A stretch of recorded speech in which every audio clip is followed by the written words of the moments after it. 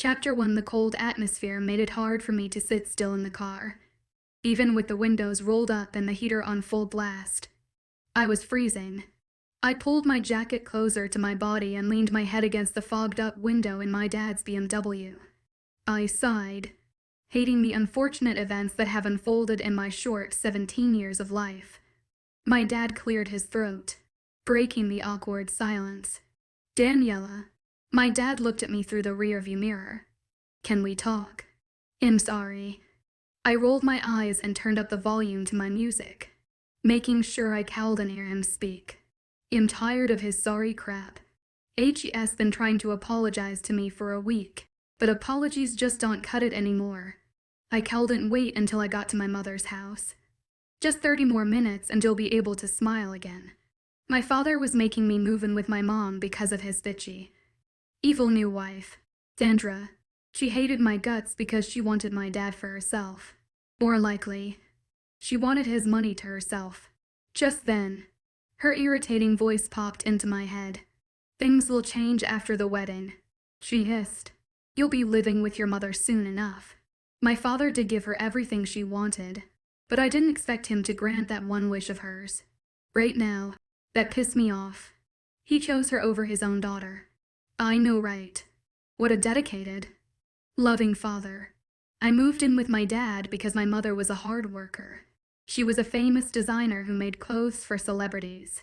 Her brand, Lovely Avenue, was a hit.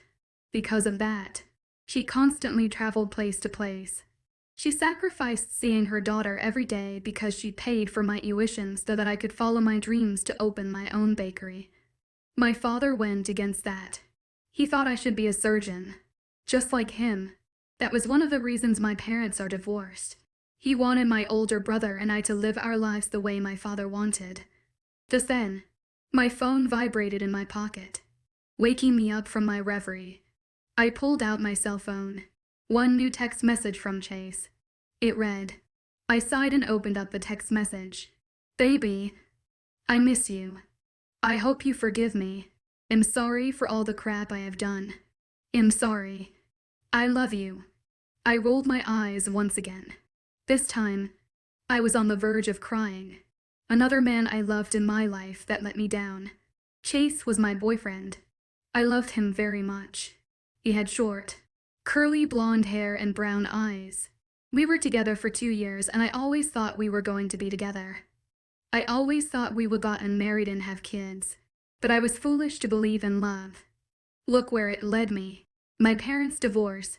My dad leaving me and Chase cheating on me with my best friend, Ollie. I felt a pang in my chest just thinking about it. Flashback. I was heading over to Chase's house to rant about how my dad chose Sandra over me. That was the day my father broke the news about me going back to live with my mother. I was angry and my tears just kept rolling down my face. I turned into Chase's street and pulled up into his house. There was another car there and I knew instantly from the Hello Kitty sticker on the bumper that it was my best friend, 𝐊𝐲's car. She probably came over to tell him about me moving. I walked in without knocking, like I usually do. I going up the stairs and froze when I heard moaning and grunts coming from upstairs. "Oh my gosh. Chase. Faster." A distressed voice. I heard another moan. I knew that voice. That was Ollie. At that moment, I felt like the whole world turned against me. Everyone I loved was stabbing me in the back. Why fate chose for it all to be on the same day was beyond me. I could literally hear my heart breaking, but it was the time to think about that. I had to hold my head up high. I was strong. I wasn't angry. I was infuriated. The moan from 𝐊𝐲 sent me stomping up the stairs and barging into Chase's room. My heart broke some more. I saw 𝐿's red hair poking out from under Chase. Chase looked back at me at the doorway with the look of horror on his face. They both scrambled to their feet. "Oh, why did you guys stop?" It was getting to the good part, I said. Then I'm dripping from my voice. They were scrambling, looking for their clothes that were thrown all over the floor. I saw 𝐿's bra and threw it at her. "You may want to use this." Her face was red. "Danny, it's not what it looks like," Chase said. I scoffed and rolled my eyes. crossing my arms over my chest. Oh yeah, let me guess. I paused dramatically. You guys decided to get to know each other like I had been insisting all this time. I spat. Both of them flinched. Ollie was looking at the ground and she was quiet the whole time. Something she did often when she was scared. Ollie, I can't believe you. We've been friends since the 1st grade. I yelled. I looked at Chase. And you. I loved you. I turned on my heel, stalking out of the house. Chase kept yelling my name, telling me to come back and saying how much he was sorry and how much he loved me. End of flashback. I used to be happy, carefree, bright, and thought love was the most amazing thing in the world. I used to go to parties, make out with my boyfriend, made new friends, and do the unthinkable. I used to love skydiving, surfing, and riding the most terrifying rides at the amusement park. Now I'm sad, serious, and dull. Now I prefer staying at home watching runs of Pretty Little Liars, eating tubs of 𝐊𝐤𝐼𝐸 strawberry ice cream, and trying to avoid my social life. Most importantly, I don't believe in falling in love. Chapter to Danny. My mom yelled and ran out of the house, engulfing me in a bear hug. I almost fell from the impact. I laughed when she smothered my face with kisses and tears streamed down her face. Her perfume filled my nose and I instantly relaxed. I sighed in contentment.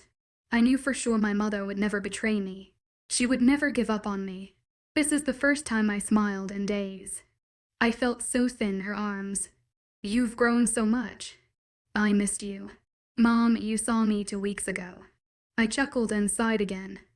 I missed you too, I said seriously. My dad cleared his throat and I scowled. What did he want this time? I turned around and glared at my dad, but he just smiled at me. I narrowed my eyes at him and he just turned to smile at my mother. Ella, you look great as always, my father greeted. It was true. My mother looked gorgeous.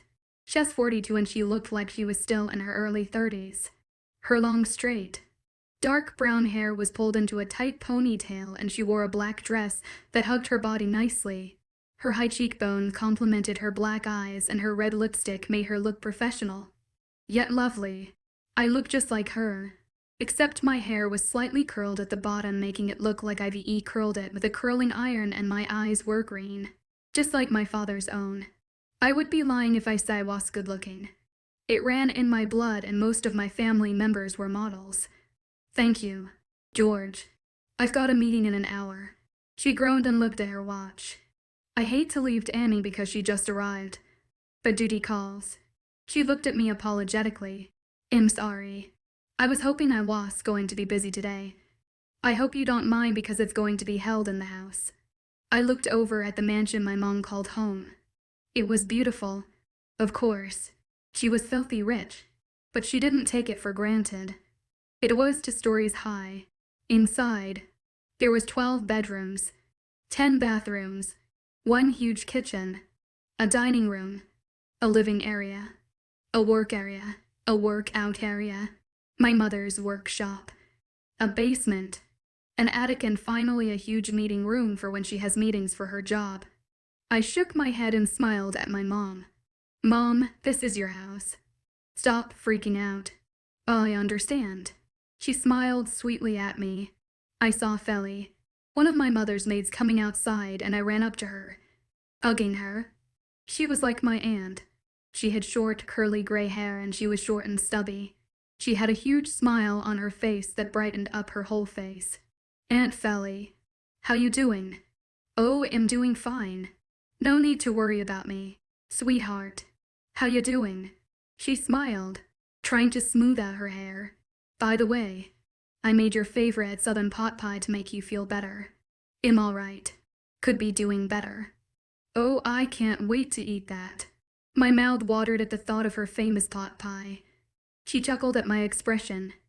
Felly, it's good to see you again, my dad said enthusiastically, interrupting my conversation once again. He looked at me with a serious look on his face. Danny, can we talk? There's nothing to talk about, I simply said. Shrugging. "Mom, I'll see you inside." My mother looked concerned. Her hands were knotted together in front of her. She started twiddling her thumbs and she bit her lip. She did that often when she was deep in thought or when she was nervous. I started stalking off towards the main entrance of the house, while Felly followed me, rubbing my back soothingly. "Daniella 𝐊𝐤 𝐑𝐞𝐿. I froze in place when he said my whole name. My back was still facing him and I tensed up. Felly noticed and she stepped away from me. She knew that when I was tense, I was mad, and it isn't pretty when I'm mad. Trust me. I expected you to understand. You're not a child anymore. Daniella." My father's voice sounded angry. He was getting tired and impatient with me, which pissed me off some more. "I do understand. You love Sandra more than me." I spat out and walked into the house without looking back. I was on the verge of crying again. How much tears can a girl hold? I was just one person and I certainly couldn't handle this crap anymore. I was only 17 and I shouldn't be worrying about these things. I wished I was normal. I wished that my parents were still married, that my dad took care of his little girl, and that my boyfriend loved me unconditionally. But I was normal. I was Daniella 𝐊𝐤. I was far from normal. Half an hour later, my dad finally left. He tried to say goodbye, but I ignored him. My mom left me with some Ben and Jerry's strawberry. I screamed before going to her meeting. I wished my brother were here. He would have been comforting me and he would have told my dad to leave me the hell alone. He would have protected me. He would have tickled me until I started smiling again. My brother, Darren, was 2 years older than me and right now, he was at college all the way in Washington. I missed him terribly. He was working on getting a degree as a mechanic. My father wanted him to become a star baseball player, but Darren didn't listen to him. It was his life, after all. That's how I learned to stand up to my father. Darren was my inspiration.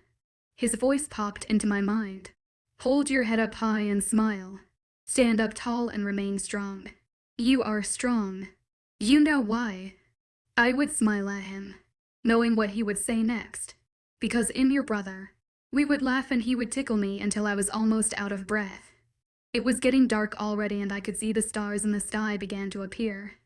I was sitting in my huge bedroom, looking out the window to the backyard. The only thing I didn't like about this place was the forest that was a few feet away from my house. It was strange and creepy. It looked like one of those forests in those scary movies they tell you not to go into.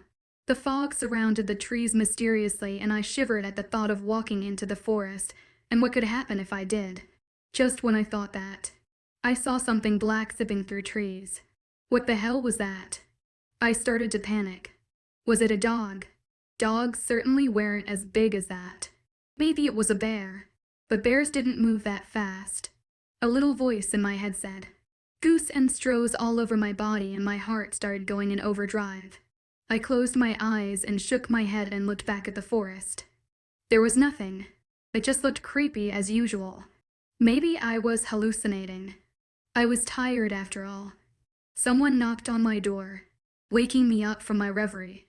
"Come in," I called, still looking outside. The door opened slowly and my mom's head popped inside. She looked concerned and worried. She came in and obviously, she changed into something more comfortable. Her hair was in a messy bun and she wore a white loose shirt and gray sweats. "Honey, you okay?" "Yeah, I'm just mad at Dad." I sighed. "You have every right to be. I can't believe he married a skank." My mother spat and shivered in disgust. "I can't believe he chose her over his own daughter." I stayed quiet the whole time my mom ranted about the reasons she divorced him. He was selfish. He wanted things to go his way. Gosh, when is he ever going to learn? My mom just kept going on until I got up and started unpacking my clothes. She watched me curiously and started helping me unpack my stuff. It was silent and I appreciated it. I didn't feel like talking about my dad anymore. What's done is done. By the time I was halfway done, my right shoulder started aching. I winced and started rolling it. I rubbed it, but it did nothing to help my burning shoulder. My mom noticed and she looked at me worried. She bit her lip. "What's wrong?" she asked. "Nothing big. It's been happening for a week." I rubbed my shoulder. Wincing, I closed my eyes and counted to 10, trying to calm myself down. "It's probably because I'm tired. I think my mom stopped herself mid-sentence and looked scared for a moment. I looked at her curiously. She bit her lip again and she looked off into space, That seemed to jolt her out of whatever she was thinking. "Gosh, what is wrong? Weird things just keep happening. Mom, are you alright?" "Yeah, it's probably because you're tired." I mean, you've been stressed. You've been through a lot," she said nervously. I looked at her suspiciously and she sighed.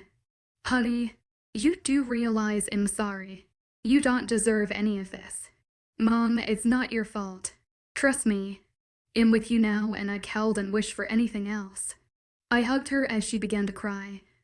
"I feel like a horrible parent. I mean, my daughter is not happy."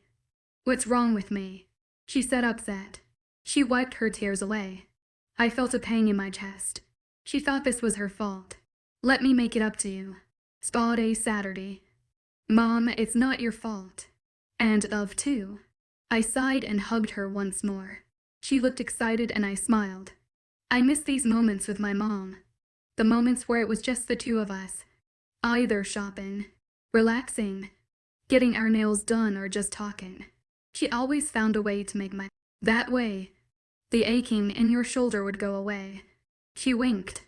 "And you look like crap," she said, her face scrunching up. "And you stink too. You really need to take a bath." "Gee, thanks, Mom. I love you too," I said sarcastically. "Anyways, what did Dad say to you?" "He didn't say anything. He was a chicken." My mom rolled her eyes. "I did most of the talking. I told him that you needed space. I also said some violent things, but you don't need to hear those things," she said proudly. She didn't like it when someone messes with her or her kids. When she gets mad, she gets mad. Never get on my mom's bad side. Just saying. "So how's you and Chase?" I broke down. I couldn't take it anymore. Holding back my tears was too hard. My heart was aching some more. My mother looked at me curiously while she held my hand. She looked sorry for me. She probably thought I only missed him. To tell you the truth, I do miss him and I hate myself for that. "He cheated on me," I said between sobs. My mom gasped and embraced me in a motherly hug. With Ollie," she said angrily, her eyes narrowing, and she looked like she was going to kill someone pretty soon. "I swear, when I see those two, I'm going to Mom. Forget about it. They're nothing to me anymore. Since I'm here, I'm going to leave the past behind and start fresh." I interrupted, putting on a fake smile. "I'm going to take a shower since I stink," I said, emphasizing the last two words. She laughed and I smiled. I loved my mom's laugh. It made me happy to know I made her happy. "Do you have some Epsom salt? My shoulder is really hurting." I started rubbing my shoulder again, wincing when the pain intensified. "Yeah, it's in your bathroom drawer." "Okay. Thanks." I started walking to my bathroom. "Good night, Mom. I love you. Thanks for everything." I could tell she smiled even if I was looking at her. I could feel the happiness radiating off of her. "Good night, Danny." "No problem, sweetheart," she said softly. "By the way, you start school in 2 days." Great. I thought. Here comes the torture. Preview of Chapter 3. I walked through the hallway looking for class at 232. I was getting impatient. Oh God, I'm going to be late for my first class on my first day. I thought. My teacher is going to think I'm one of the people who think they're badass. I rolled my eyes. Teachers were so judgmental. Oh well, it's not my fault the classroom numbers were faded and so hard to read. I was busy trying to decipher the classroom numbers that I accidentally bumped into someone hard. I stumbled back a bit from the impact, but luckily I caught myself before I fell. "Oh gosh, I'm so sorry," I said scared. What'll this person killed me? This school scared the shit out of me already. I looked up at a tall, Muscular guy who looked about my age. He had jet black hair and blue eyes. He was really hot and good looking. He was scowling until he looked into my eyes. The whole world seemed to stop for a moment. It felt like we were the only two in the hallway.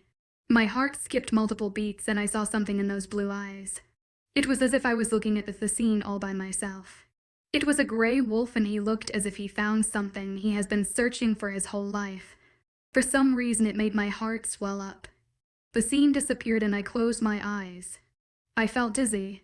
I opened my eyes again when I felt normal. The guy's face softened a bit. But before I could blink an eye, his eyes hardened and he scowled. "Watch where you're going. Bitch, are you blind or something?" He said harshly and he continued walking in the other direction. But before he left, his shoulder clipped mine, sending me stumbling to the floor. I grabbed my shoulder in pain. It was bad enough that it was hurting already. Everyone started laughing at me, and I felt the blood rush to my cheeks. He walked away and for some reason, I felt like my heart broke in two. Chapter 3. Hi, I'm Jade Marshall. A gorgeous girl came up to me while I was entering the school. I froze and looked at her cautiously. I wasn't expecting to meet someone this fast and I was actually hoping I didn't meet anyone at all today. Darn. Bad luck just loves me. Jade had clear blue eyes and dark long hair that reached up to her belly button. Her bangs were cut sides swept and her smile was stunning. She was also tall and wore a black leather jacket. Her olive skin was glowing in the sun. For a moment, I thought she just came from a photo shoot, but I quickly shook the thoughts away and gave her a small smile. "Welcome to Crawford High, home of the Lions," she said enthusiastically and held her hand out to me.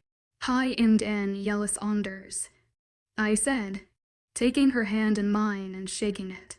I smiled softly at her, "But just call me Danny." "Cool. Sorry if the welcoming thing was kind of creepy," she said shyly. "I'm part of the welcoming committee here at this school. Since this is a small town, not many people enroll here. Obviously, since the welcoming was horrible, this is my first time." "Oh, come on. It wasn't that bad." I laughed along with her. We walked into the school and just like the movies, everyone was in their small little cliques. The jocks and cheerleaders were near their lockers, the nerds sitting at the stairs getting bothered by the bullies, the scary students leaning against the wall trying to look innocent, the sluts looking at the mirrors in their lockers. Well, you get the idea. This school was quite small and the hallways were crowded. It was also old. The lockers were rusting a little. The red paint was faded, and the sign at the entrance of the school was missing the F in Crawford so that it read Crawford High. It was a public school. I begged my mom for about an hour yesterday to enroll me here because I didn't want to go to a rich, snobby, stuck-up school. "I already got your schedule and school packet," Jade said. She handed me my things. I looked around. Panic began to surge through me. I'm going to be alone and lost and who knows what will happen to me. I thought to myself. Jade must have seen the look of horror on my face because she said, "Oh, don't worry. You'll get used to it. Plus, they'll be sticking with you today. It's part of the job." She winked. I opened the packet up. "So, what's your first period?" Jade asked, looking over my shoulder at my schedule. "OP Calculus. Oh, that's a 230 with Mr. Jenkins. HS pretty cool. Just gives tons of homework. What else do you have?" "Second period World Geography. Third period Gym. Fourth period Literature or Drama class. And fifth period AP Chemistry," I replied. I scrunched up my nose. "Yuck. I have gym for third period." "Wow, I have you for everything except for first and fifth. Looks like you're my part. Oh shit. I got to go," she said, looking panicked. I totally forgot I had to do something. If I'm not back by the time the first bell rings, I'm sorry. But you're a smart girl. You'll figure it out. She called out to me while speed walking down the hallway. Great, I thought. I'm all alone now. I ignored all the stares that I was receiving. I put on a fake smile. Might as well give them something to look at. I found my locker and opened it up. It was actually pretty clean. I was lucky. I sighed when I was putting all the notebooks my mom told me to bring into my locker. I pleaded with her to leave it at home since it was my first day, and I didn't really need to bring so many stuff. She simply scolded me and said, "It's better to be prepared than to wait last minute." Someone leaned coolly against the locker next to mine. I looked up and found a guy with curly blonde hair and chocolate brown eyes. He had a nice build. You could tell because the dark gray shirt he wore showed off his nice body. I would have been swooning over him, but he had a cocky smirk on his face. Big turn-off, cocky dudes. "Hey, sweetheart, what do you say we get out of this place and do something more entertaining?" he asked and added a wink. "Sorry, my parents told me to stay away from strangers." I simply said and almost smiled when he looked shocked for a moment. Obviously, he was used to rejection. I mentally smiled at myself. But how are you going to make new friends if you don't talk to people you don't know? He smirked again. I seriously wanted to slap this guy already. Did my forehead red? Easy. I don't think so. Jard Hunter. And you look familiar. He said, "Oh man, here comes the pic, blinds. Okay, yeah. I look like the girl you've been waiting for or perhaps your next girlfriend. I heard that many times before." He looked shocked again, before smirking at me once more. "Baby, you could fall off a building, or fall out of a tree, but the best way to fall is to fall in love with me." I interrupted him and looked up to see him shocked. I laughed and scrunched up my nose. "Just give it up, Romeo. You're lame and boring." "Romeo's a wuss and I am not boring." He faked hurt. "Well, metal witch, well, hes manlier than you'll ever be." He scoffed. "Chick, you're good." He admitted and held out his hand so I could pound his rock. "You know what? You're my new best friend. It's about time I found a badass chick. All the girls here are too easy." He put his arm around my shoulder in a friendly way and we started walking down the hall. "I'm going to show you off to my friends. But seriously, what's your name?" "Gosh, Jard. You're so bipolar. I mean, first you're hitting on me and the next. You're suddenly excited that I rejected you." I laughed. "I'm Daniella. Daniella Saunders." I said it huskily, resembling the way he introduced himself earlier, and he chuckled. "Do you have a band-aid?" he whispered in my ear. White asked, pausing dramatically. "Let me guess. You scraped your knee falling for me." We both laughed out loud and I shoved him playfully. "Holy crap. You're good." Finally, we reached his group of friends. I stood there stunned. How many people in this school are good-looking? This school is filled with people who look like gods or goddesses. "Guys, this is Daniella Saunders. Just call her Danny. You know Darren Saunders' sister." They nodded. Knowingly. I was surprised they knew my brother. Just totally badass. She rejected me. Everyone laughed when he pretended to cry. Charles. The guy with the brown fro, hawking gray eyes said. He had his hands wrapped around a pretty girl's waist. Obviously, that was his girlfriend. "Badass like your brother, huh?" he asked.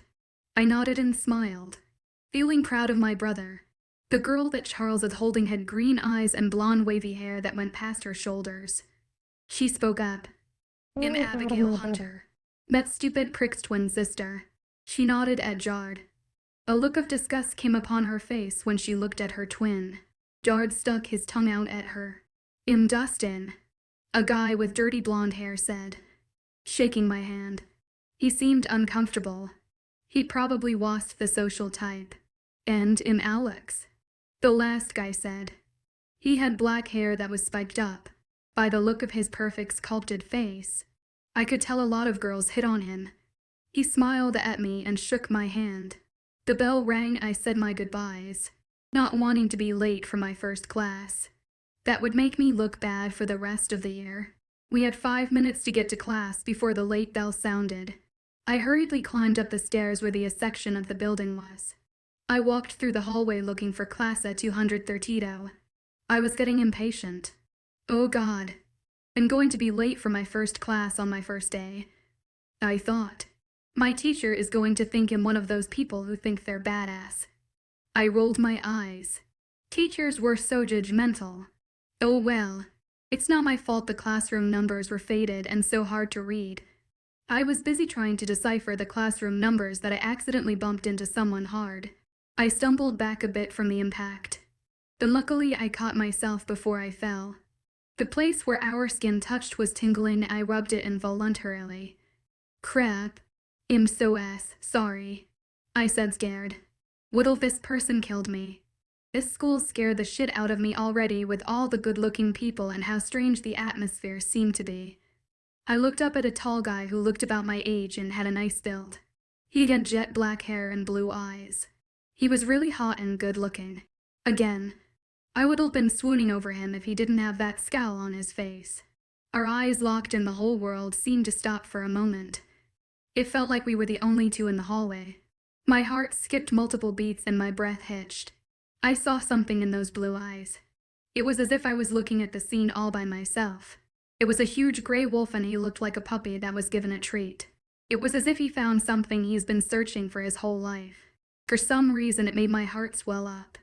The scene disappeared and I closed my eyes. I felt dizzy and stupid. I was hallucinating again. I opened my eyes again when I regained my strength. The guy's face softened a bit, but before I could blink an eye, his eyes hardened and he scowled. Eyes open next time. He snapped. Icy disdain in his voice and he'd walking in the other direction. But before he left, he bumped my shoulder hard that I fell on the ground. I grabbed my shoulder in pain. It was bad enough that it was hurting already. Everyone started laughing at me and I felt the blood rush to my cheeks. I watched the mysterious guy's back retreating and for some reason, I felt like my heart broke into. What the hell? I thought. What's going on? And what the hell is shoved up that guy's butt? I smiled a little. He had a great butt for sure. I shook my head to clear those nasty thoughts. He certainly was having a good morning, but he shouldn't have taken his anger out on me. I did nothing to him.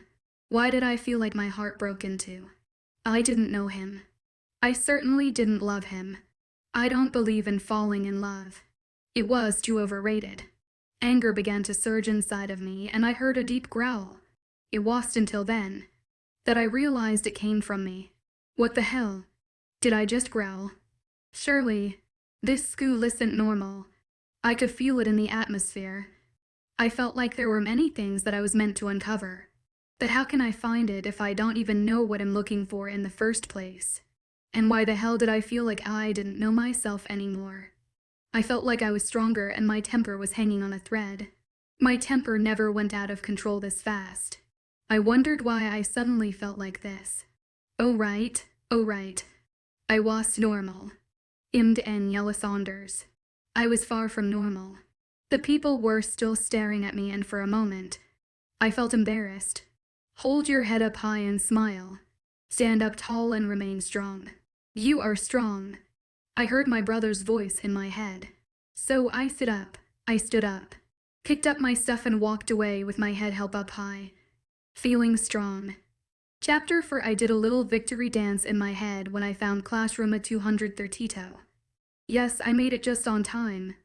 I thought just as the late bell rang. The whole class was filled with students and a few chairs were empty. Some of the students were staring off into space while the others carried a bored expression. When I walked to Mr. Jenkins' desk, every owner's head perked up and the stares of many eyes burned a hole in my back. Mr. Jenkins' was pretty young. He was probably 25. He was pretty hot too, but I was too young for him. Not to mention, he was my teacher. I shivered in disgust of the thought of a teacher kissing his student. He had light brown hair that was cut short and he had hazel eyes. His face was perfectly sculpted and he had a nice build. Please don't tell me the teachers here are hot too. A little voice in my head said. I don't think I could handle all that pressure. I neared his little office space at the back of the room and he had his feet propped up on the dark wooden desk. He was staring at his cell phone and his fingers were pressing on some buttons. He was texting. I was surprised to find he looked pretty chill. The teachers at my old school never looked this relaxed and carefree. I looked at Mr. Jenkins and he hasn't noticed me yet. He was still texting on his BlackBerry. I cleared my throat and he looked up slowly. He smiled and realization dawned on his face. "You must be the new student," he said. "Daniella, right? Just call me Danny," I said, giving a small smile and nodded. "All right, class. This here is the new student. Danny?" Mr. Jenkins announced to the class. I turned around and gave a shy wave to the class. Some students smiled while some guys checked me out. "EW," I thought. "You can sit over there, mister." Jenkins pointed at a desk near the windows. "We're just waiting for some students." I sat down in my assigned seat and let out a sigh. I closed my eyes for a while to regain control of myself. "Okay, Danny, get a grip. We can get through this. You're doing great so far. Remember, you are strong," I thought to myself. "Dammy, I didn't know I had this class with you," I heard a familiar voice say. I looked to my right and saw Abigail sitting next to me. She had a huge lopsided grin on her face. "Oh, hey, Abigail," I said enthusiastically, smiling at her. 5 minutes already passed and we still haven't started class. "So who exactly are we waiting for?" I asked Abigail. "The Crescent pack." She rolled her eyes at the stupid name. I raised my eyebrow in confusion and she sighed. "The 4 boys who are always fashionably late. It's not the whole group, but you get what I'm saying." I nodded and she continued. "Anyways, they totally hold us back. I want to get into a good college, but with them being late and all, my lessons are cut short. Why don't you bring it up to the office? They receive a no credit for being late all the time, don't they?" She sighed again. "Unfortunately, no matter what we do, it doesn't really matter. They are the richest group in the whole school. The leader's father founded the school and pays for everything." The door to the classroom suddenly banged open and the 4 boys walked in one by one. And, of course, all of them were gorgeous. I noticed one of them was the mystery guy who shoved me down this morning. I quickly looked down at my lap, trying to appear unnoticed. "Oh, speaking of the angels," Abigail said sarcastically, but loud enough for the boys to hear. "They finally graced us with their presence." One of the boys smirked at her. "Babe, I know you miss me and all, but you don't have to share your excitement with the whole world." He had black hair that complemented his creamy skin and he had gray eyes that were mysterious. His white button-down shirt was rolled up to his elbows and his black straight-fit jeans made it odd to dress, but he knew how to dress himself up nicely. Abigail snorted and crossed her arms over her chest. "You wish. Eli, it's Elliot. Babe. Only my friends call me Eli." Abigail rolled her eyes and snorted. "ABS, L is jealous because he saw you kissing Charles this morning," another guy said. He had rusted-colored hair and brown eyes.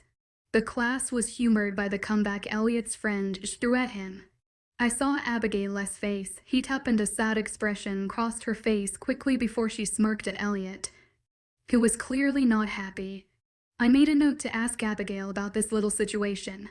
"What?" I was a curious girl and I loved gossip. "Shut up, Jet," Elliot growled at his friend, who I assumed was Jet. "Class, settle down, Mr. Jenkins scolded the class, but you could hear the light humor in his voice. "Where are your passes, boys? I assume you have a reason to be late." "Mr. Marshall, the guy that shoved me down this morning, just shook his head and smirked. "Mr. Jenkins, you know I'm not the responsible one." "Oh, Weston, when are you ever going to learn that being a leader, especially for this group, requires responsibility, especially for this group?" I asked myself suspiciously. "So his name is Weston. Us Exy. Wait, what? I shouldn't think like that." I shook the thought out of my head before looking back at the group of boys. My gaze was specifically on Weston. He was totally sexy. Probably the sexiest out of the 4 boys. He had a nice lean body that could be number 1 on any slut's list, if you know what I mean. His jet black hair was styled messily and my hands were itching to run through it. His deep blue eyes had a story behind them, and I just wanted to stare at them until I figured out what they were trying to say. Weston saw me staring at him. Ugh, I didn't realize I was staring at him. What the hell is wrong with me today? A look of comfort passed his face before it was quickly wiped away with a smirk. Like what you see? He asked. I smirked back and said, if I like trash, then maybe. He looked taken aback and the whole class got quiet. I hated cocky 𝐿𝐸 jerks. Everyone turned their attentions to me. Then, suddenly, Elliot and Jet were in front of me. So, the new girl Jade was talking about yesterday. Elliot said, nice to meet you. I'm Elliot, but call me Eli. He stuck out his hand and I shook it. Abigail scoffed. It was probably because he told me to use his nickname. ABS, babe. You don't have to be jealous, Eli said, looking over his shoulder at Abigail. And in Jet. The other boy told me. Jet smiled at me and shook my hand. It was obvious they didn't take their good looks for granted, and they weren't players who constantly flirted with girls like their life depended on it. I'm Daniella, but call me Danny.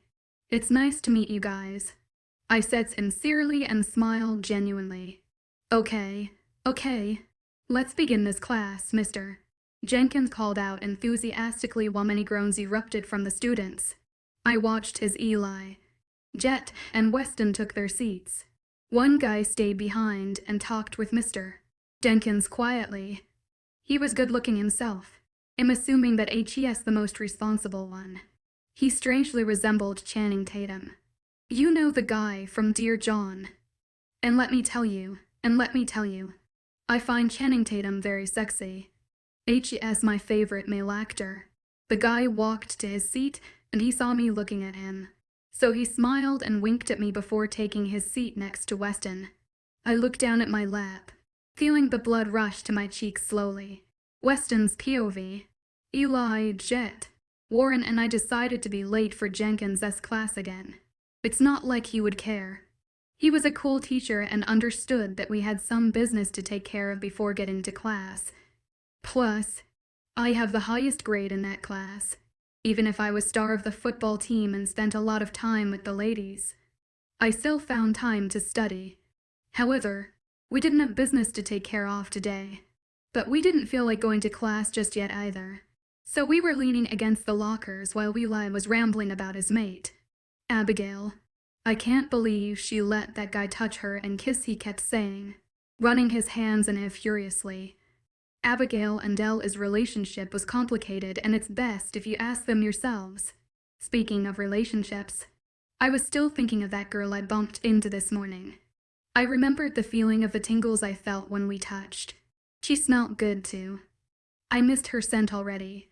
The smell of strawberries and something else I couldn't explain. She was extremely beautiful too.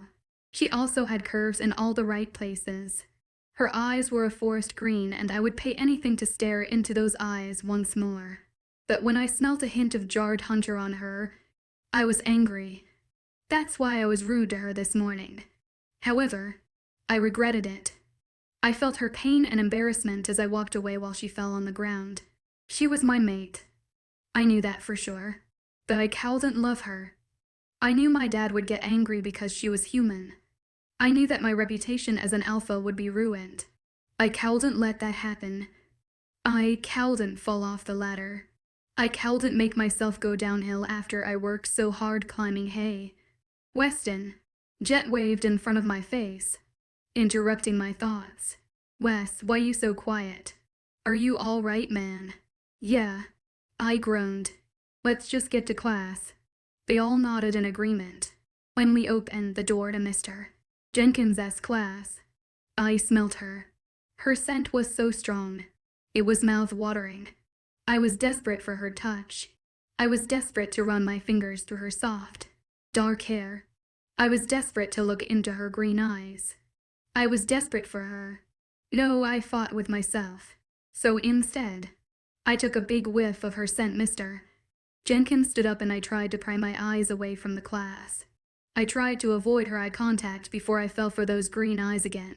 Her scent was already driving me insane. I could hear my wolf howling inside of me. Obviously, he was going crazy too. Mate, my wolf growled at me. Go to. Mate. No, I snapped. Oh, speaking of the angels, I heard 𝐊𝐢𝐳 say. They finally graced us with their presence. I rolled my eyes at her until I started to go at it again. That I ignored it, listening to whatever Mr. Jenkins had to say. I smirked at him, wondering what he was going to say this time. Where are your passes, boys? I assume you have a reason to be late, Mr. Marshall. Mr. Jenkins asked. Obviously, he asked me because I was alpha of the Crescent pack. I was leader and I was supposed to take care of all the responsibilities. Oh well, I was only in high school. So let Warren take care of it again. He was the most responsible one. I shook my head and smirked. Mr. Jenkins, you know I'm not the responsible one. Oh, Weston, when are you ever going to learn that being a leader, especially for this group, requires responsibility? He asked and I rolled my eyes again. I felt someone staring at me, so I slowly turned my head to find my mate staring at me. For some odd reason, I found comfort in that. God, she was so beautiful, I thought. However, in that weekend I was not going to let just one girl mess that up. So I put on my signature smirk, the one that made the girls go crazy for me. Like what you see? I asked. She mirrored my smirk. If I liked trash, then maybe.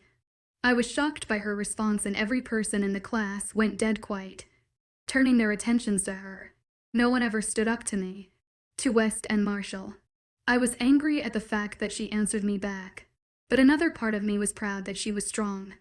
Right when I was about to hit her with another comeback, Ella and Jet ran up to her. So, you're the new girl Jade was talking about yesterday, Elliot said. Nice to meet you. I'm Elliot, but call me Eli. He stuck out his hand and she shook it.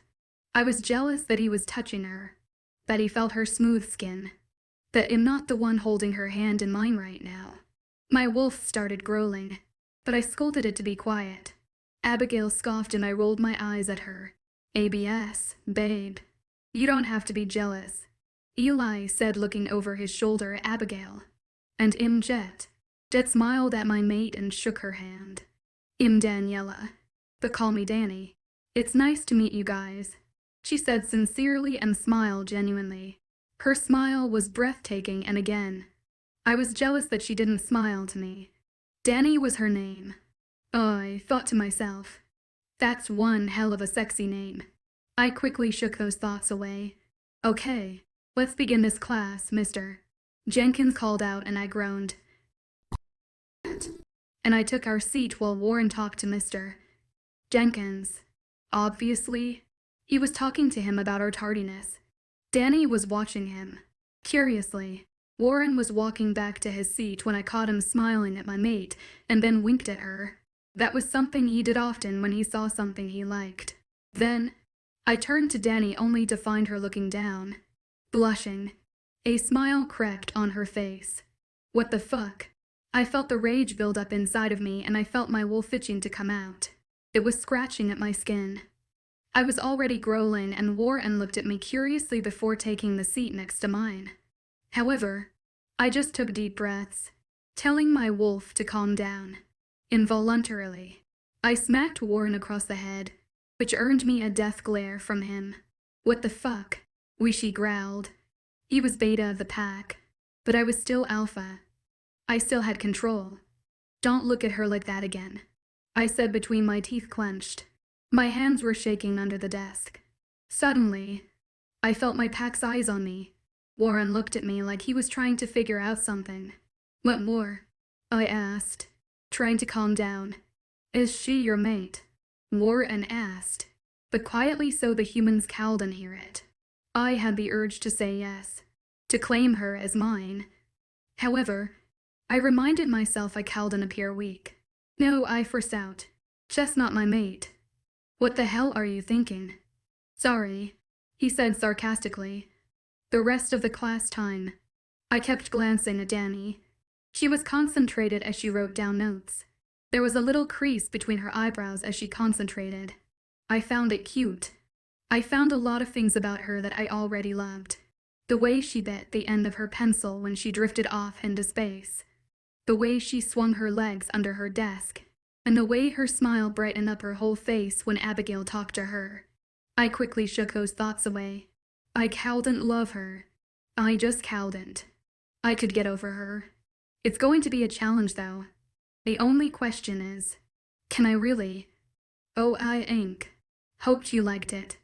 Chapter 5 Annie's POV. I think I can be happy now cause I've just seen a piece of heaven. Jared said and looked at me with a playful grin on his face. I choked on my stale French fry. Are you referring to the French fry? I asked him as if he was crazy. But I was laughing on the inside. Can't you just let me have fun for once? That's already 20 pickup lines and usually they work for most girls. Why are you so good at this? He asked, frustrated, but quickly erased it with a smirk. Oh no, here it goes again. I wonder what else you're good at, he said suggestively, arching his eyebrow in a seductive way. I threw him one of my French fries and it landed on his gray shirt, leaving a spot of oil behind. Gosh, this was a new shirt. Don't you have a washing machine? I asked between laughs. Babe, the expensive stuff doesn't matter. All I want is you, he said and pouted. I laughed again. I was really having fun with Jared and the stone pack. Yes, you heard me. The stone pack. Jared, Abigail, Charles, Dustin, and Alex made it up.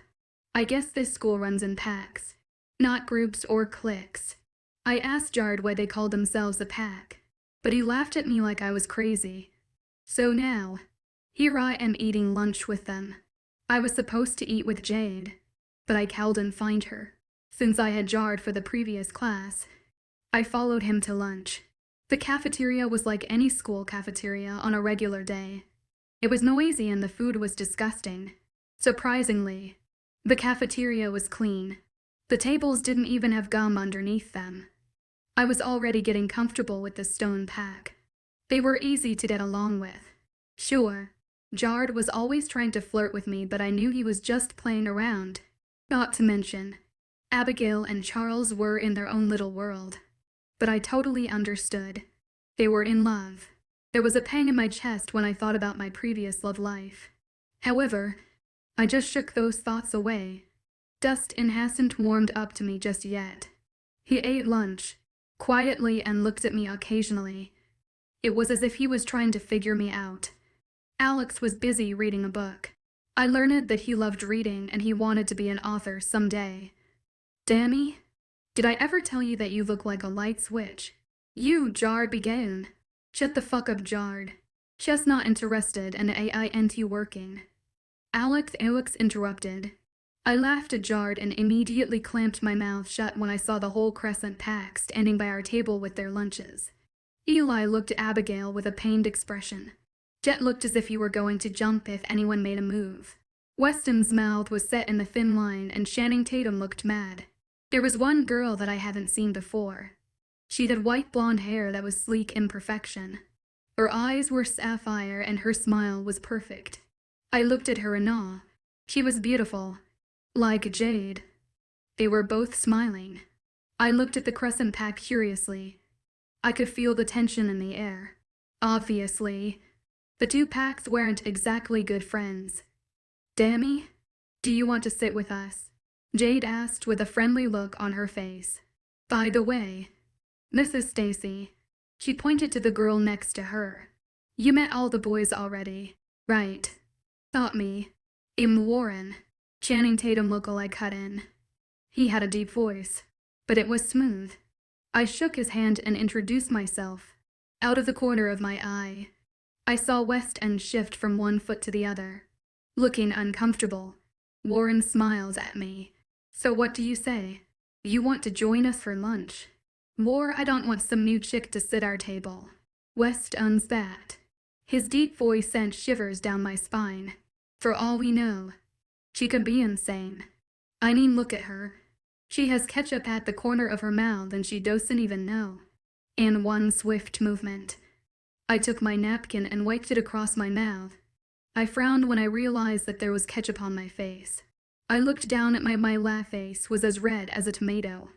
I wasn't sure why, but his words cut a hole in my heart. What the fuck, Weston? Jade smacked West the head. He flinched and continued to glare at me. Jade turned her attention to me and smiled apologetically. Please excuse my idiotic brother. Something seems to be up his panties today. Alex and Dustin snickered, while Charles, Abigail, and Jard glared at Weston. Don't ever talk like that to her again. Jard growled. His growl was shockingly scary. My heart raced just hearing it.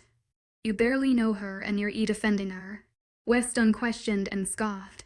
Like shed go for a guy like you. You're worthless. I looked to my side and found Jard looking down. He looked defeated. Oh hell no. Nobody talks to my friends that way. Nobody. Who did this, Weston? I think he was. A growl erupted from my chest and everyone snapped their heads at me. I didn't care. I was mad. Who the fuck do you think you are? I asked, standing up and facing Weston. The whole cafeteria went dead silent. Anger surged throughout my whole body, reaching my fingertips. You think you're high and mighty, huh? Just because your dad found this school and pays for everything. You think you're a king who could just humiliate everyone. I roared. He just glared at me. I was face to face with him. Let me tell you. You are the king, I said, pretending to sound defeated. Everyone started whispering while I saw the corners of his mouth tug up. Yeah, that's right. The king of dumbest this. I smirked at him and walked back to my table. You're going to regret that.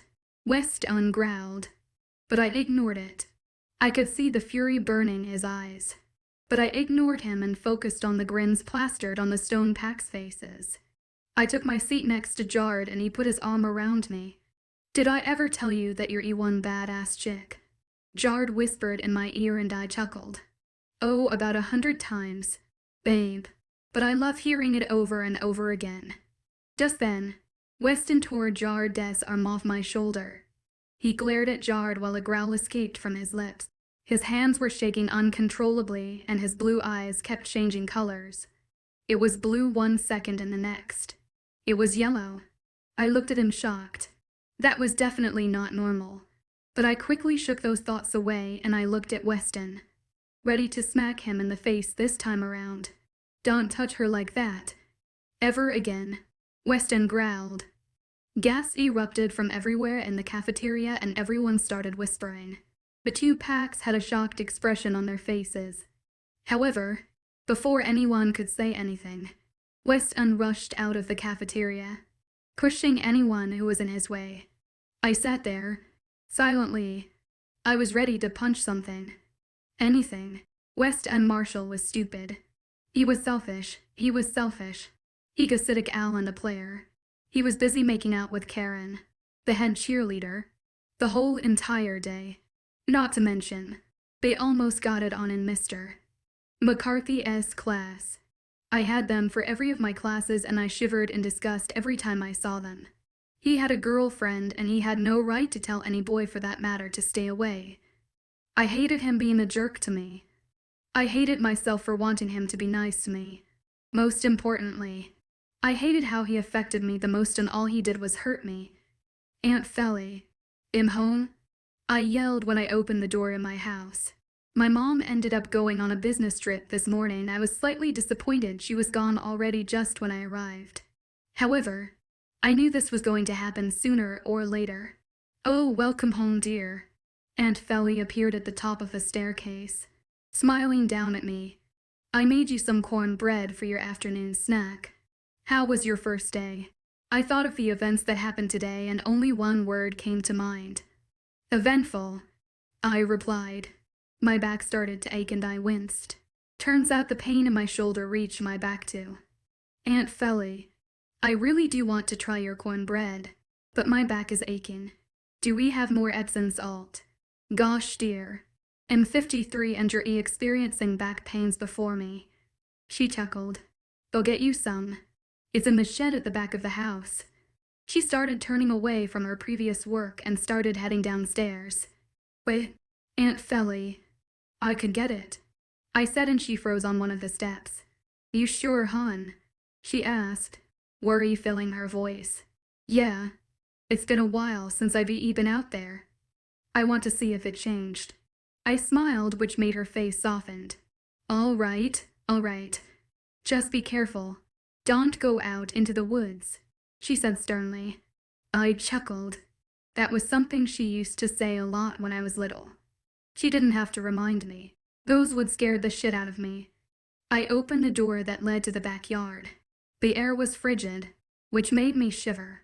Goosebumps rose all over my body and I rubbed my arms, trying to warm up. I found myself staring at the woods. It always made me wonder what was hidden in the depths of the trees and the fog. I always wondered why my mother never put up a fence to fend off a wild animal who will one day decide to trespass on our property. Just then, I saw something blurry zip through the trees and I started to panic. But being me, I froze. That was something I did often when something creepy happens when I'm alone. However, as I looked at the eerie woods again, there was nothing, just the same fog and the strange darkness. I was probably hallucinating again. I chuckled at myself for being stupid and continued walking to the shed. I was about to unlock the shed's door, but I froze when I heard a growl and something running through the trees once again. I dropped the key and whipped around. What the hell was that? I thought. I looked around nervously, hoping that I was just hallucinating again. But, of course, bad luck was attracted to me. My breath hitched when I saw a huge gray wolf emerge from the trees. However, it was too big to be a wolf and a little too small to be a bear. And it certainly did not look like a bear. Call me crazy, but the thing looked a lot like a werewolf. I was shaking in fear as the gray wolf neared me slowly.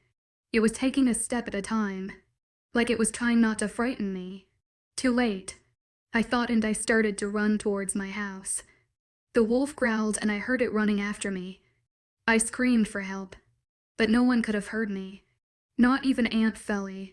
She was probably washing clothes and humming some old tune, not even realizing that I was going to die soon. I turned to look back to see if the wolf was gaining up on me. Didn't I learn from scary movies never to look back? Fate seemed to hate me at the moment as I tripped on a rock and fell. I felt the tears stream down my face. I was awaiting death to take me already. In a matter of seconds, the wolf had me pinned to the ground. Its weight was suffocating me. I was so tiny compared to this beast. I screamed when I felt its teeth sink into my shoulder.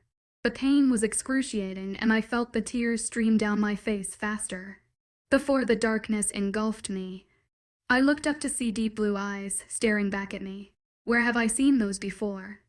I asked myself. However, before I could answer that question, I was already pulled into the pitch black. Chapter 6. I jolted upright.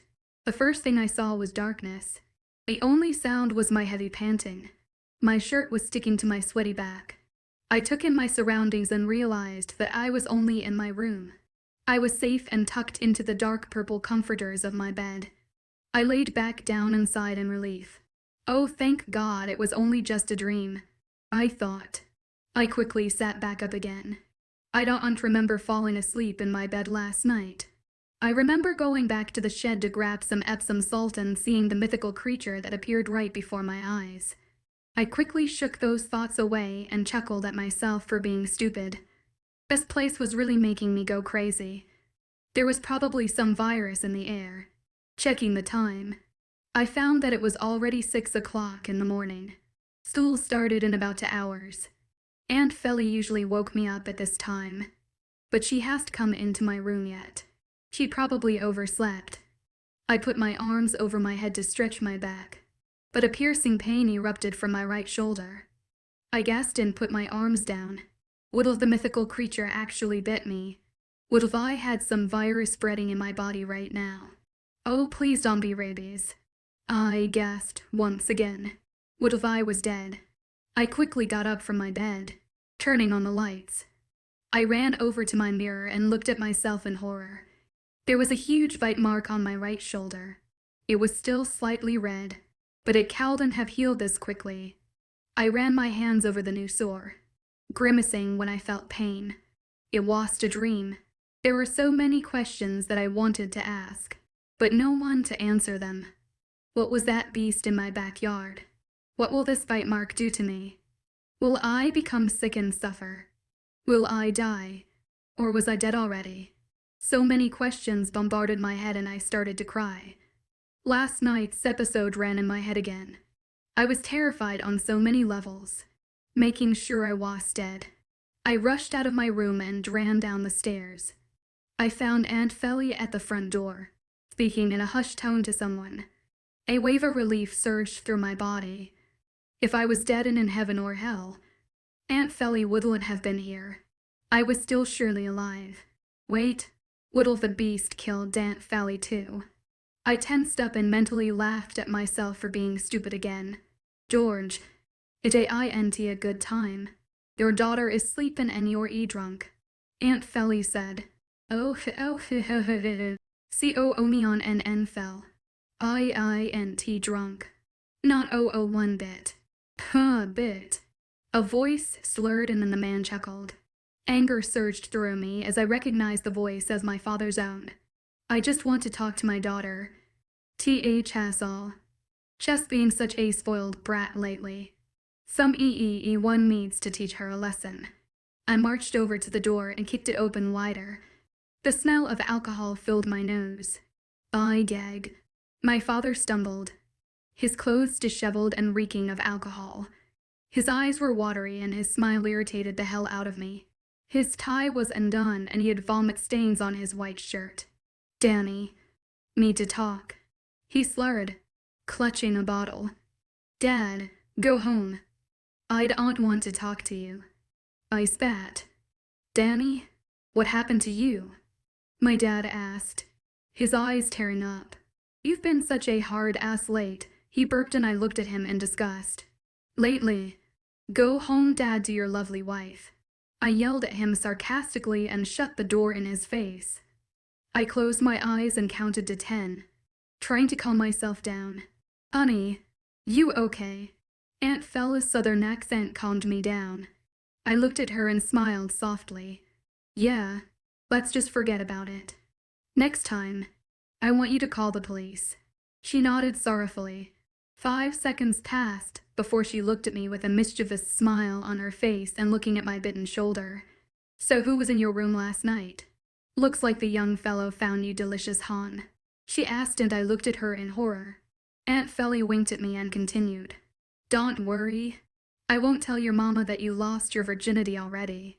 As long as you use protection and it ain't my fault if you get pregnant. Did you use protection? Darlin', I can buy you some and you need la. I shouted while covering my ears. My face was surely as red as a tomato. This was such an awkward subject. Aunt 𝐊𝐿𝐬, I did not lose the big V yet and you know I'm looking for the right one. That was so disgusting, Aunt 𝐊𝐿𝐬. You're one crazy old woman. She looked at my shoulder, disbelief written all over her face. I wanted to tell her that it was a mythical creature, that I would sound like a mad woman. She had sent me to the doctor again and refused to leave until she received an explanation. She sighed and winked again. Whatever you say. Darlin', whatever you say. She said sarcastically. Aunt 𝐊𝐿𝐬, am I dead? I asked. I was still curious about it and I just had to ask. I mean, what would you do if you were in a situation and you didn't know if you were dead or alive? Aunt 𝐊𝐿𝐬 looked at me with a funny look. Are you sure I'm the one that's crazy? She laughed and walked away. Weston was kidding when he said that I was going to regret everything I did to him. These past 2 weeks, he constantly bothered me. Either he was throwing trash at my head during class, tripping me while I ran in gym, teasing me, or spilling his drink on my homework.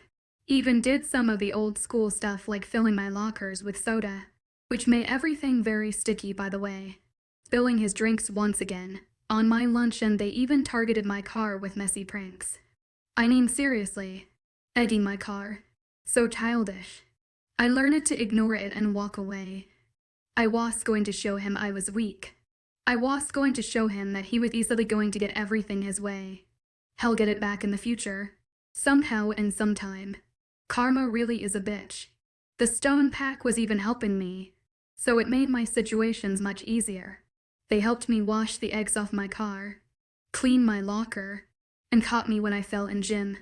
They also suggested that I made extra copies of my homework and eat lunch before Weston appeared. Every time someone stood up to Weston and told him to leave me alone, his actions just got worse. So it was pointless. Jade even smacked him in the head a couple of times and apologized for him.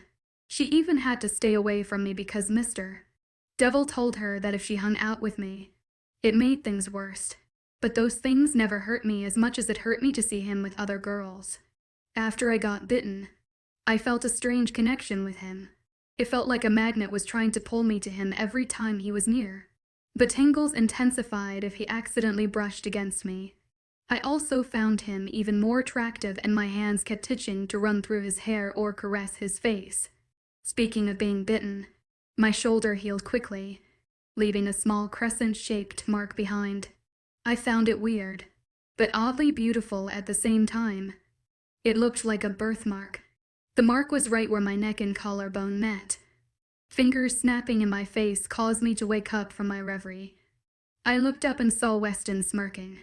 One of his arms was wrapped around Hannah's waist and I willed myself to tear my eyes off of the physical contact.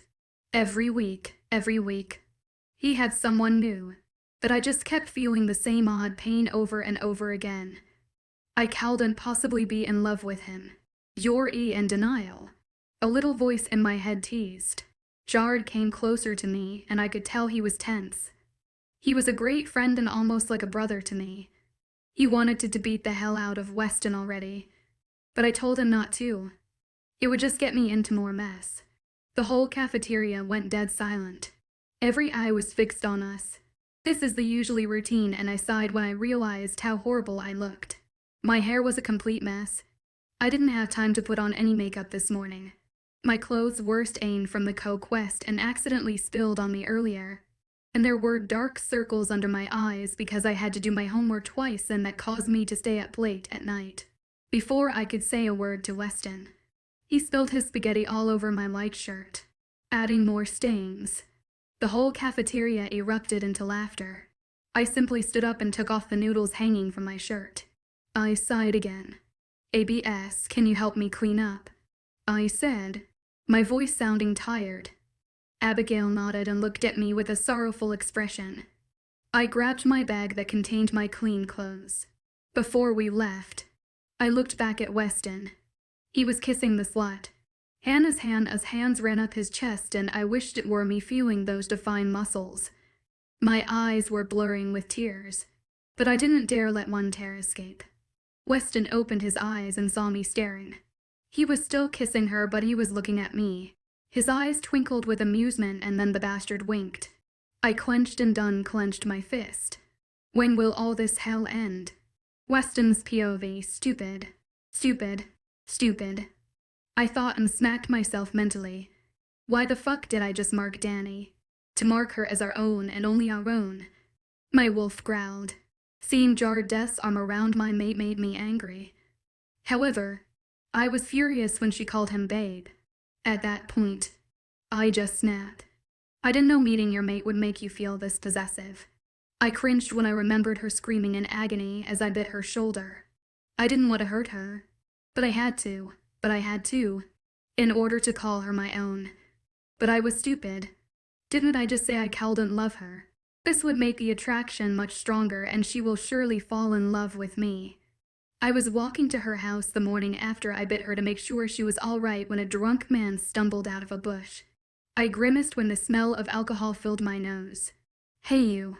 Man, you know my daughter Annie. He slurred. I looked at him suspiciously. Danny came from him. If you do, can you convince her to talk to me? Man, she's been ignoring me. She's been a pain in the ass. My curiosity took over me. Why hasn't she been talking to you? I blurted out. And he told me everything. He told me he made her move here because he loved his new wife. Since he was drunk. He also added some inappropriate comments on how good his new wife was in bed. To me, he abandoned her for a skank. Then he told me that her boyfriend cheated with her best friend. My heart ached for her.